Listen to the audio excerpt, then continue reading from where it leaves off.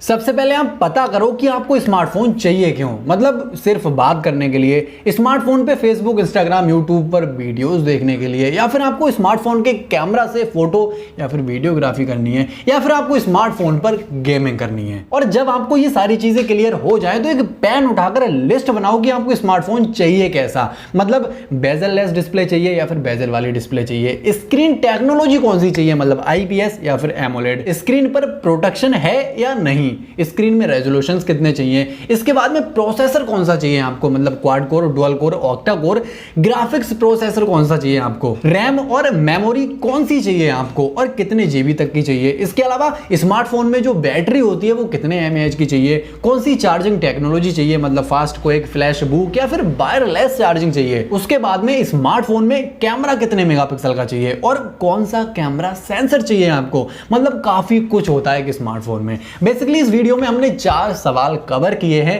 पहला ये कि आपको स्मार्टफोन क्यों चाहिए, दूसरा स्मार्टफोन में आपको क्या क्या चाहिए, तीसरा स्मार्टफोन आपको कितने बजट तक का लेना चाहिए, चौथा ये कि हमारे हिसाब से स्मार्टफोन में जो स्पेसिफिकेशंस हैं वो क्या क्या स्पेसिफिकेशंस होने चाहिए, क्या क्या फीचर्स होने चाहिए और कितने बजट तक का स्मार्टफोन बेस्ट रहेगा। तो वीडियो थोड़ी लंबी जरूर है लेकिन काम की बहुत है। मतलब आपके पैसे डूबने से बच सकते हैं। और अगर आपने पूरी वीडियो नहीं देखी तो इसमें तेरा घाटा। तो चलो काम की बात पे आते हैं। तो सबसे पहले आपको यह पता करना होगा कि आपको स्मार्टफोन खरीदना क्यों है, आपको स्मार्टफोन चाहिए क्यों। मतलब अगर आप स्मार्टफोन पे सिर्फ कॉलिंग करना चाहते हैं, फेसबुक, इंस्टाग्राम, व्हाट्सएप या यूट्यूब पर थोड़ी मोड़ी वीडियोस देखना चाहते हैं, तो कोई भी सिंपल मतलब 12-13 हज़ार रुपए का जो स्मार्टफोन होता है सीधा साधा आपका पूरा काम कर जाएगा। अगर आपको स्मार्टफोन से फोटोग्राफी का बहुत शौक है तो फिर आपको कोई अच्छे कैमरा वाला स्मार्टफोन खरीदना पड़ेगा। अब उसमें भी आपको ये देखना पड़ेगा कि आप अपने रियर कैमरा से, मतलब स्मार्टफोन के रियर कैमरा से ज्यादा फोटोज खींचते हैं या फिर सेल्फी ज्यादा लेते हैं, तो फिर आपको उसी हिसाब से बेस्ट सेल्फी या फिर बेस्ट रियर कैमरा स्मार्टफोन खरीदना पड़ेगा। अगर आप स्मार्टफोन पर गेमिंग करने की सोच रहे हैं तो फिर ज्यादा रैम, पावरफुल प्रोसेसर और बड़ी बैटरी चाहिए होगी। मतलब सारा सब कुछ तगड़ा चाहिए होगा गेमिंग स्मार्टफोन के लिए। तो सबसे पहले आप ये तय करो कि आपको स्मार्टफोन खरीदना क्यों है। ये बात मैं इसलिए बोल रहा हूं क्योंकि अगर आपका काम चल सकता है 15,000 रुपए के स्मार्टफोन में और आपने किसी के कहने पर 25,000 रुपए का स्मार्टफोन खरीद लिया तो मतलब आपके 10,000 रुपए बर्बाद हो गए। और अगर आपका काम चलने वाला था 15,000 रुपए के स्मार्टफोन पे लेकिन आपने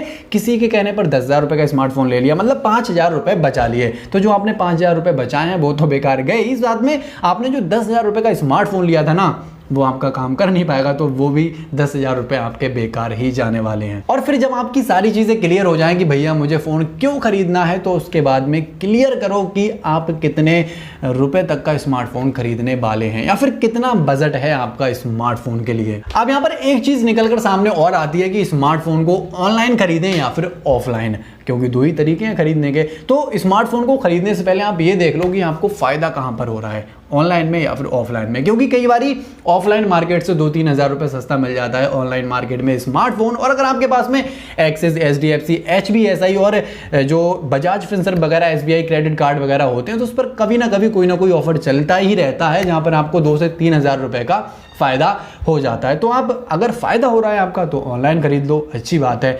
और कई बार ऑफलाइन मार्केट में भी सस्ता मिल जाता है। तो आपको देखना ये होगा बेसिकली कि आपका फायदा कहां पर हो रहा है। लेकिन ऑनलाइन स्मार्टफोन खरीदने का एक डिसएडवांटेज है, वो ये कि स्मार्टफोन को खरीदने से पहले आप उसे छूकर नहीं देख सकते, मतलब उसे चलाकर नहीं देख सकते, कैसा है, कैसी परफॉर्मेंस है, ये सारी चीज़ें नहीं देख सकते। तो ये थोड़ा डिसएडवांटेज है। लेकिन इसका एक रास्ता है, वो ये कि आप स्मार्टफोन की यूट्यूब पर जो अनबॉक्सिंग वीडियोस होती हैं, रिव्यूज़ होते हैं, rating, speed, performance, camera testing, सारी चीज़ें जो रिव्यूज़ वगैरह होते हैं आप आराम से देख सकते हैं और उसके बाद में सिलेक्ट कर सकते हैं कि आपको कौन सा स्मार्टफोन चाहिए। तो मतलब आपको जहाँ पे संतुष्टि मिले, जहाँ पर आपकी अंतरात्मा कहे स्मार्टफोन खरीदने को, ऑनलाइन या ऑफलाइन, वहाँ से आप खरीद सकते हैं। बस देखना यह है कि भैया आपका फायदा होना चाहिए और आपको संतुष्टि मिलनी चाहिए। अब अगली बात आती है कि स्मार्टफोन को ऑन कैश खरीदें या फिर ईएमआई पर खरीदें। तो ऑन कैश खरीद रहे हैं तो अच्छी बात है, नो कॉस्ट ईएमआई पर खरीद रहे हैं तो भी अच्छी बात है। लेकिन ईएमआई के साथ में अगर आपको इंटरेस्ट देना पड़े, ब्याज देना पड़े,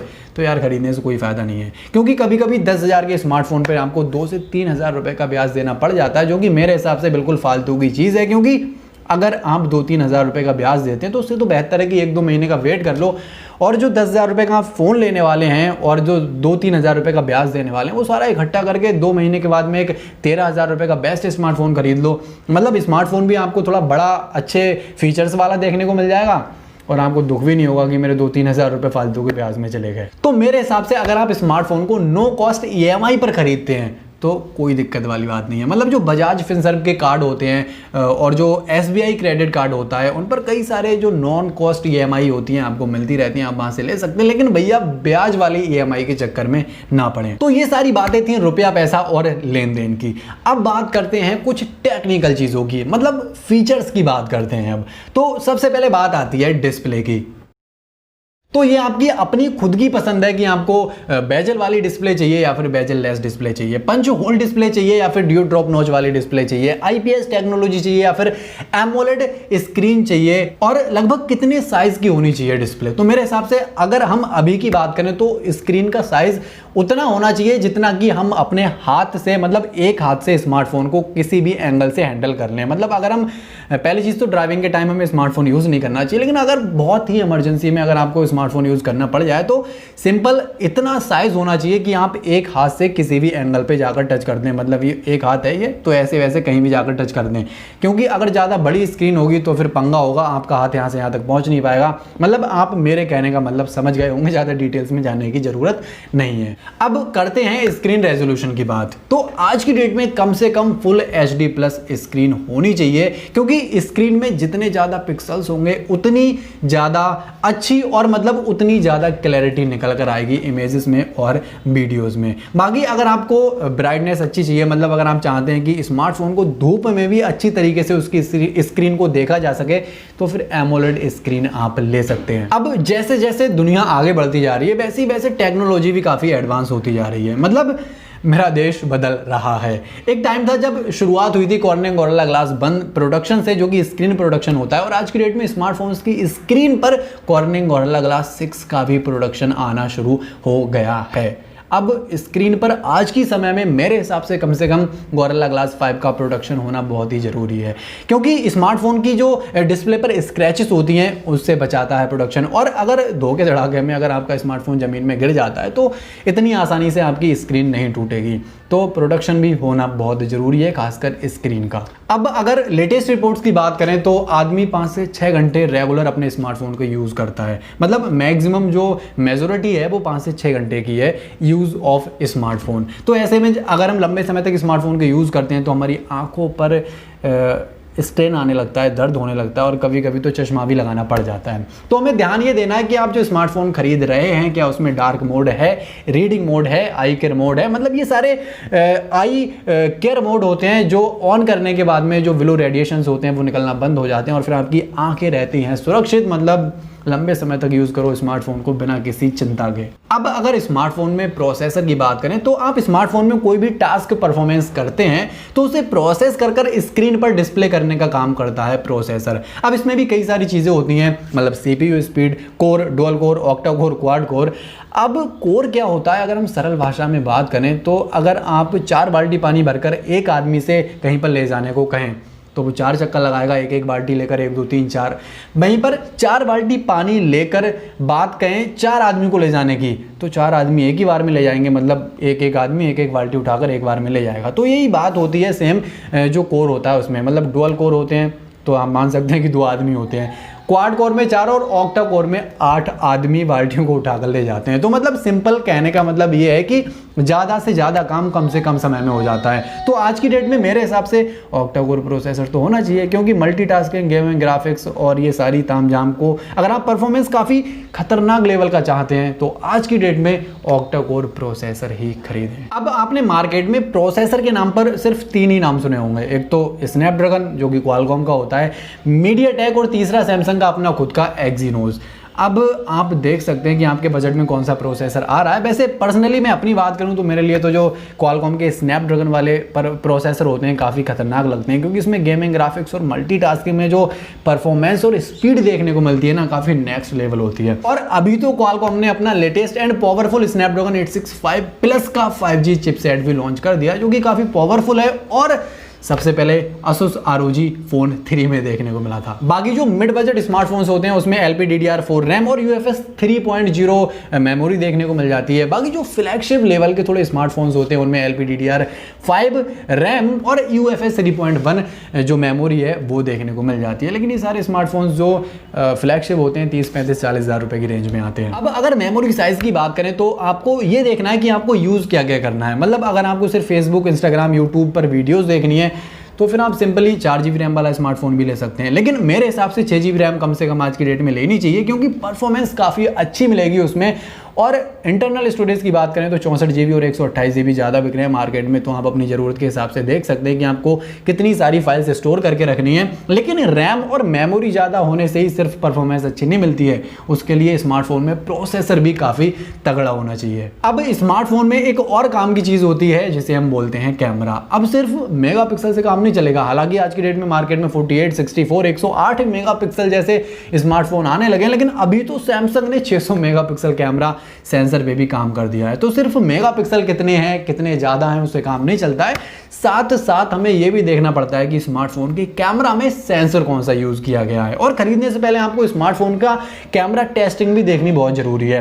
अगर मैंने बोला ना कि ऑफलाइन खरीदना है तो आप एट अ मोमेंट देख सकते हैं, बाकी ऑनलाइन खरीदना है तो आप रिव्यूज़ देख सकते हैं यूट्यूब पर। अब यहाँ पर भी दो बातें निकल के आती हैं। मतलब अगर आप अपने स्मार्टफोन का रियर कैमरा ज़्यादा यूज़ करते हैं तो आपको फिर रियर कैमरा अच्छा चाहिए होगा। अगर आप सेल्फी खींचने के काफ़ी ज़्यादा शौकीन हैं तो फिर आपको अच्छा यानी कि बेस्ट सेल्फी कैमरा स्मार्टफोन चाहिए होगा। तो यहाँ पर भी आपको तय करना है कि आपको कौन सा ज़्यादा यूज़ करना होता है। उसके बाद भी स्मार्टफोन के कैमरा में क्या क्या फीचर्स चाहिए आपको, मतलब HDR, AI beauty, panorama portrait, background blurring, मतलब काफ़ी सारे फीचर्स आजकल ज़्यादातर स्मार्टफोन्स में मिल जाते हैं। लेकिन आपको कौन सा फीचर ज़्यादा यूज़ करना है ये आपको देखना होगा। वीडियो रिकॉर्डिंग के लिए आपके स्मार्टफोन में क्या क्या फीचर्स हैं, मतलब full HD video recording, 4K video recording, slow motion, time lapse, hyper lapse video mode जो होते हैं वो हैं या नहीं। और इन सब से भी ज़्यादा जरूरी जो चीज़ है वो ये कि आपके स्मार्टफोन के जो कैमरा है उसमें वीडियो रिकॉर्डिंग में आपको इलेक्ट्रॉनिक इमेज स्टेबलाइजेशन का सपोर्ट मिलता है या नहीं। इस फीचर से क्या होता है कि आपके स्मार्टफोन में जो मूवमेंट होते हैं ना, जो शेक होता है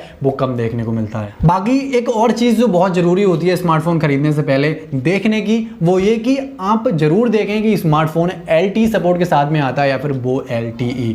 अब LTE और वो LTE क्या होता है, इसकी हमने पुराने ज़माने में एक वीडियो बनाई थी जो लोगों को काफ़ी पसंद आ रही है और हेल्पफुल वीडियो है यार। लेकिन हाँ, वीडियो जरूर देखना, मतलब देखो या मत देखो, लेकिन स्मार्टफोन खरीदने से पहले स्मार्टफोन LTE है या फिर वो LTE है ये जानना बहुत जरूरी है। बाकी स्मार्टफोन आपका डुअल सिम कार्ड स्लॉट के साथ में आता है या फिर हाइब्रिड कार्ड स्लॉट के साथ में आता है, ये भी जानना बहुत जरूरी है। क्योंकि आप एक साथ में अगर 2 सिम और एक मेमोरी कार्ड यूज करना चाहते हैं तो भैया ये चीजें हाइब्रिड सिम कार्ड स्लॉट में पॉसिबल नहीं हो पाएंगी। क्योंकि हाइब्रिड कार्ड स्लॉट में आपको एक साथ मतलब या तो एक सिम या एक कार्ड यूज कर सकते हैं मेमोरी वाला, या फिर 2 सिम यूज कर सकते हैं। तो ये काफी लोचा है, लेकिन भैया आप देख सकते हैं वैसे आजकल ज्यादातर हाइब्रिड कार्ड स्लॉट ही देखने को मिल रहा है। उसके बाद में बात आती है स्मार्टफोन की सुरक्षा की, कि आपको फेस अनलॉक के साथ साथ कौन सा फिंगरप्रिंट स्कैनर चाहिए, मतलब रियर वाला, साइड माउंटेड फिंगरप्रिंट स्कैनर या फिर इन स्क्रीन फिंगरप्रिंट स्कैनर। ये सारी चीजें आप अपनी श्रद्धा और पसंद के अनुसार सिलेक्ट कर सकते हैं। बाकी बैटरी आज के समय में, मतलब अगर सन 2020 में आप स्मार्टफोन खरीद रहे हैं तो कम से कम 5000 mAh की बैटरी होनी चाहिए। उसके बाद में चार्जिंग टेक्नोलॉजी कौन सी है, मतलब वायरलेस चार्जिंग है, फास्ट चार्जिंग है, बोक चार्जिंग है, फ्लैश चार्जिंग है या फिर टर्बो चार्जिंग है, मतलब कई सारी चीज़ें मार्केट में अवेलेबल हैं। मतलब कोई भी चार्जिंग टेक्नोलॉजी हो आपके स्मार्टफोन में, लेकिन आपको देखना ये है कि कम से कम 20 वॉट प्लस चार्जिंग, मतलब जो फास्ट चार्जिंग सपोर्ट है वो आपके स्मार्टफोन में होनी चाहिए। क्योंकि आज की डेट में जो स्मार्टफोन है 25 मिनट में पूरे चार्ज हो जाते हैं, तो कम से कम 45-50 मिनट में तो कोई भी स्मार्टफोन चार्ज हो जाना चाहिए। क्या फ़ायदा, मतलब एक स्मार्टफोन चार्ज करने के लिए 4-5 घंटे लगा दिया, उससे भी कोई फ़ायदा नहीं है। अच्छा, चार्जिंग टेस्ट के लिए आप YouTube पर रिव्यूज़ देख सकते हैं स्मार्टफोन खरीदने से पहले। बाकी स्मार्टफोन वाटर रेसिस्टेंट है या नहीं, बिल्ड क्वालिटी क्या है, मतलब ग्लास बॉडी है, प्लास्टिक बॉडी है, पॉलीकार्बोनेट बॉडी है, मतलब आप अपनी श्रद्धा अनुसार पसंद कर सकते हैं जो ज़्यादा मजबूत रहे आपके हिसाब से। इन सब के अलावा एक और काम की चीज़ आपको स्मार्टफोन में देखनी पड़ेगी, वो ये कि आपका स्मार्टफोन में एंड्रॉयड वर्जन कौन सा है, मतलब कब तक आपके स्मार्टफोन को अपडेट्स मिलते रहेंगे। क्योंकि जब अपडेट्स मिलना बंद हो जाते हैं तो भैया सिक्योरिटी की दिक्कत हो जाती है और फिर जो आपकी पर्सनल डिटेल्स होती हैं, पर्सनल डाटा होता है, उस पर खतरा मंडराने रखता है, मतलब चोरी होने के चांस बढ़ जाते हैं। वैसे एंड्रॉयड की बात करें तो 2 साल तक अपडेट मिलते रहते हैं, और जो गूगल पिक्सल के स्मार्टफोन्स आते हैं उस पर 3 साल तक अपडेट मिलते रहते हैं। वहीं पर एप्पल के जो आईफोन्स होते हैं उस पर 5 साल तक हमें अपडेट्स मिलते रहते हैं। तो ये देखना बहुत ज़रूरी है कि स्मार्टफोन पे कब तक आपको अपडेट मिल रहे हैं। अच्छा, कई बार क्या होता है कि कोई स्मार्टफोन 2-3 साल पहले लॉन्च हुआ होता है और कंपनी उसे खाली सेल आउट करने के चक्कर में 10,000 का फ़ोन 2 साल के बाद में 6 या 7,000 का बेचने लगती है, कभी कभी तो 5,000 तक का बेचने लगती है। लोग सोचते हैं यार काफ़ी अच्छा फ़ोन है, खरीद लेते हैं 5,000 में, काफ़ी अच्छी डील है। लेकिन मेरे भैया आप ये भी तो देखो कि 3 साल पहले वो लॉन्च हुआ था, अब आपके खरीदने का फ़ायदा क्या है? अपडेट्स तो मिलना उसके बंद हो जाएंगे, मतलब टोटली पैसा वेस्ट होने वाला है। हाँ, अगर आप खाली ऐसे ही रैंडमली फालतू चीज़ों के लिए यूज़ करना चाहते हैं तो आप ले सकते हैं फ़ोन को, लेकिन मेरे हिसाब से पर्सनल डिटेल्स बहुत ज़रूरी है, पर्सनल डाटा को सेफ सिक्योर रखना बहुत ज़रूरी है आज की डेट में। तो लेटेस्ट स्मार्टफोन खरीदें हमेशा, मतलब 1 या 2 महीने पुराना स्मार्टफोन खरीदें, उससे कोई दिक्कत नहीं है। अब उसके बाद में जो सबसे बड़ी बात आती है वो ये कि स्मार्टफोन कौन सी ब्रांड का खरीदें। यहाँ पर मैं कोई टिप्पणी नहीं करूँगा क्योंकि आपकी अपनी पसंद है, आपकी अपनी श्रद्धा है, अंतरात्मा किस स्मार्टफोन को खरीदने के लिए कहती है। लेकिन हाँ, एक चीज़ बहुत ज़रूरी है वो ये कि आप कोई भी स्मार्टफोन ब्रांड जो है उसका फ़ोन खरीदने से पहले एक चीज़ ज़रूर देखें कि उसकी मार्केटिंग वैल्यू क्या है। मतलब अगर इमरजेंसी में भी 2-3 महीने के बाद स्मार्टफोन बेचना पड़ जाए तो क्या आपको अच्छे खासे पैसे मिल जाएंगे, और उसके बाद भी उसकी आफ्टर सेल सर्विसेज कैसी हैं। मतलब अगर ऊपर वाला ना करे 2-3 महीने के बाद आपका स्मार्टफोन ख़राब हो जाए, ज़मीन में गिर जाए, पानी में गिर जाए, तो फिर आप कहाँ लेके जाओगे उसे सही कराने के लिए। तो आपकी जो लोकल सिटी है वहाँ पर उसका सर्विस सेंटर होना बहुत ज़रूरी है, ये चीज़ आपको बहुत ज़रूरी है देखना। बाकी सारी चीज़ें आपके ऊपर डिपेंड करती हैं, मतलब रुपया, पैसा, बजट और आपकी पसंद, मतलब अपनी श्रद्धा अनुसार कोई भी स्मार्टफोन खरीद सकते हैं। अब अगर आप यहाँ तक आ ही गए हैं तो सिंपल सी बात है कि वीडियो आपको पसंद आई ही होगी यार, सब्सक्राइब कर दो। काफ़ी मेहनत, रिसर्च और जांच पड़ताल के बाद में और पर्सनल रेटिंग रिव्यूज़ के हिसाब से आपको हमने ये वीडियो बनाकर आपके सामने पेश की है यार। कर दो सब्सक्राइब, चैनल को लाइक कर दो, शेयर कर दो, जिससे कि आपके फ्रेंड या रिलेटिव का जो पैसा है वेस्ट ना हो। बाकी आशा करते हैं वीडियो आपको पसंद आई होगी। अगर आपका कोई सवाल या सजेशन है तो ज़रूर दर्शाएं अपनी इच्छा को कमेंट सेक्शन में। वीडियो देखने के लिए धन्यवाद वेरी मच।